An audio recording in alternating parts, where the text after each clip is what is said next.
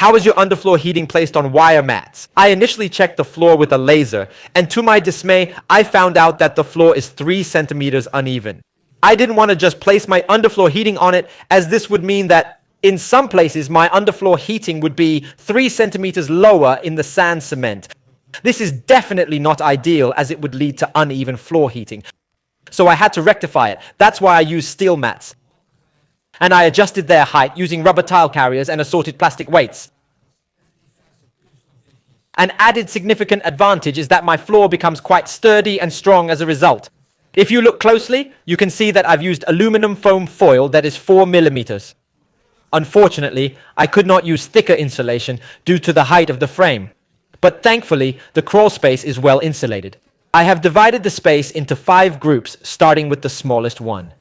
And I kept it very short and as close as possible to the large facade, because that's where you get the most cold in. There are different laying patterns. I chose a snail pattern because the heat from the underfloor heating is distributed much better. It's more complicated to lay, but believe me, it's really much better than if you just lay a meander pattern. Look, this is group 1, and now we're moving on to the other groups. Underfloor heating can be attached in several ways. You can fasten it with a pair of pliers, or you can use a very nice tool for that, namely a braiding machine. That's really fast. I'm not using it here because unfortunately I didn't have it with me.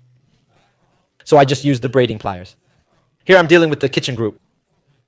Halfway through we realized we didn't have enough braiding wire. So I went to the van and grabbed a handful of cable ties.